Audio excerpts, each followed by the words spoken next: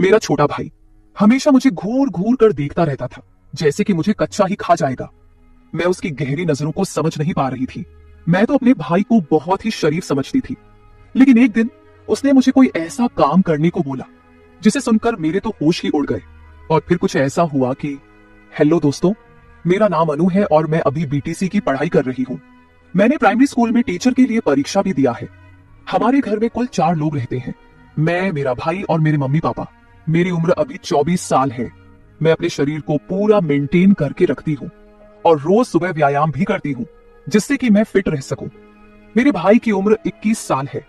हम दोनों एक दोस्त की तरह रहते हैं, जिस वजह से हम दोनों आपस में हर बात भी शेयर करते हैं। एक दिन मैं अपने भाई से कुछ सीक्रेट बातें कर रही थी। मैंने उससे पूछा, सचिन तुम्हें कोई पसंद है क्या? सचिन बोला, नहीं दीदी, अभी तक ऐसी कोई नहीं मिली। अगर आप जैसी मिले तब तो प्रयास करूंगा।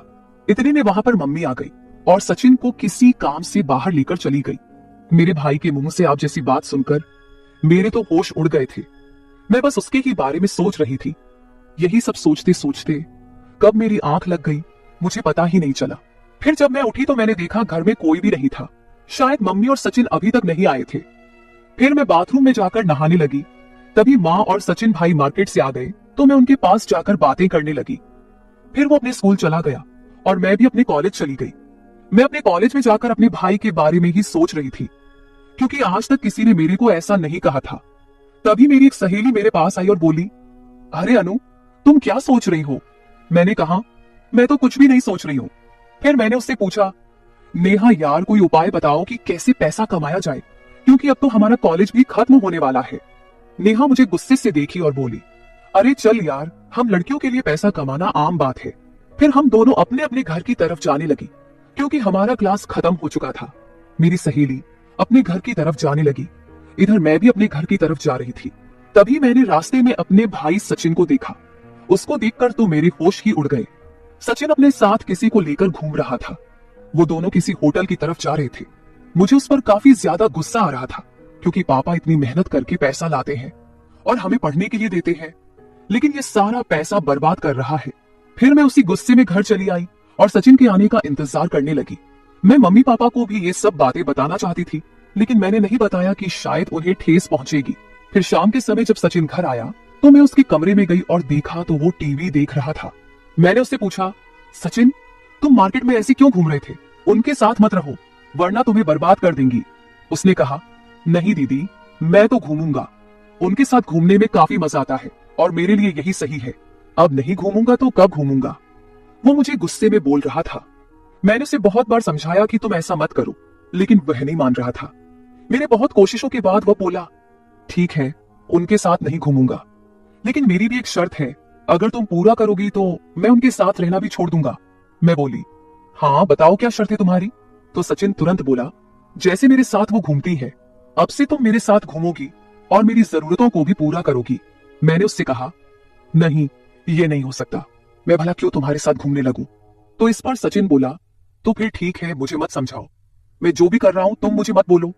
फिर मैं बोली, चलो ठीक है, शाम को सोचकर बताती हूँ। इतना कहकर मैं उसके कमरे से अपने कमरे में चली गई और बैठकर सोचने लगी।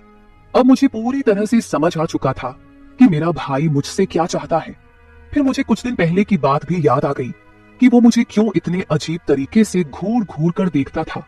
मेरे भाई की कही हुई बातों को सोच सोच कर मेरी टेंशन बहुत ही ज्यादा बढ़ गई थी। मैं अब तक यह सब एक्सपेक्ट भी नहीं किया था कि मेरा भाई भी ऐसा कुछ करने की सोच सकता है।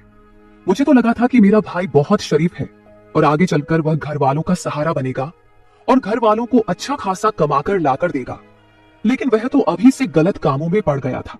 लेकिन ये बातें सुनने के बाद मुझे एहसास हो गया था कि मेरा भाई खुद के साथ साथ घर वालों की और मेरी भी जिंदगी खराब करने वाला है। ये सारी बातें सोच सोच कर मेरे दिल की धड़कन इतनी बढ़ चुकी थी कि अगर कोई सामने रहे तो उससे आसानी से सुनाई दे जाए। मैं उसको पूरी तरह से समझ गई थी कि वह क्या करना चाहता है। मेरे पास तो बहुत बड़ी समस्या थी कि अब मैं क्या करूं। अगर मैं हाँ नहीं बोलूंगी तो वह उनके चक्कर में बर्बाद हो जाएगा और उसकी पढ़ाई भी खराब होगी। मैं उसे पति पत्नी के जैसे रहने के लिए भी नहीं बोल सकती थी, क्योंकि दुनिया की नजरों में वह मेरा भाई था। फिर मेरे दिमाग में अचानक ख्याल आया कि शायद ये बात घर में ही रहेगी, इससे हमारे घर वालों की जिंदगी भी बची रहेगी और मेरा भाई भी सुधर जाएगा। यही सब सोचते सोचते मैं सो गई। फिर जब मैं सुबह उठी तो सचिन के कमरे में चली गई। शुरू में तो मैंने उसे बहुत समझाया कि यह सही नहीं है, लेकिन वो मेरी एक भी बात सुनने को राजी नहीं था। फिर मैंने उससे कहा, ठीक है सचिन, मुझे तुम्हारी शर्त मंजूर है, लेकिन चलो पहले हम शॉपिंग करेंगे। फिर मैंने उससे कहा कि यह बात बाहर किसी को पता नहीं लगना चाहिए और तुम भी किसी के साथ आज के बाद दिखाई मत देना। वह बोला, ठीक है, आज के बाद आप जैसा कहोगी मैं वैसा ही करूंगा। मेरे भाई से बातें सुनने के बाद मैं उनके पास गई जिसके साथ मेरा भाई इधर उधर घूमता था और उन्हें अच्छे से समझा कर आई। फिर घर आकर मैं मम्मी के पास चली गई और नाश्ता बनाने लगी। क्योंकि आज रविवार था तो हमें कहीं नहीं जाना था। फिर पापा और सचिन नाश्ता करने लगे और उसके बाद मैं और सचिन शॉपिंग करने चले गए। मार्केट जाकर सचिन ने मुझे कपड़े दिलवा दिए और अपने लिए भी कपड़े ले लिए। साथ ही मैंने अपनी मम्मी के लिए भी एक साड़ी खरीद ली। फिर शॉपिंग करके हम एक रेस्टोरेंट में गए और वहां से खाना खाकर घर चले आए। फिर शाम होते ही मेरा भाई सचिन मुझसे कहने लगा, चलो दीदी अब अपनी शर्त पूरा करो। तो फिर मैं भी शर्त के मुताबिक अपना काम करने लगी और उसी दिन के बाद से मैं सचिन के साथ एकदम पति पत्नी की तरह रहने लगी। मैं उसका एकदम पति की तरह ध्यान रखती थी और वह मेरा एकदम पत्नी की तरह ध्यान रखता था। उसके बाद हमारी जिंदगी में जो होना था वह हो गया। मेरा भाई काफी खुश था और साथ साथ मैं भी काफी खुश थी। अब मेरा भाई बहुत ज्यादा सुधर गया है। वह किसी के साथ घूमता भी नहीं है, सिर्फ पढ़ाई करता है और घर आकर मेरे साथ एकदम पति पत्नी की तरह रहता है। इस तरह से हम लोग खुशी खुशी रहने लगे। आप लोग प्लीज मुझे गलत मत समझना, मुझे तो मजबूरी में ही मेरे भाई को इस तरीके से समझाना पड़ रहा था, क्योंकि अगर मैं उस दिन अपने भाई की बात नहीं मानती तो आज पता नहीं वो कहां कहां गलत काम कर रहा होता और अपने साथ हमारे घर वालों की जिंदगी भी खराब कर देता। लेकिन इसमें मेरा कोई भी घाटा नहीं था, क्योंकि अगर मैं उसका ध्यान नहीं रखूंगी तो फिर कौन रखेगा। लगभग 4 महीने बाद मेरी जॉब का ज्वाइनिंग लेटर भी आ गया और मैं वहां चली गई। अब हमारा परिवार भी अच्छे से चलने लगा था।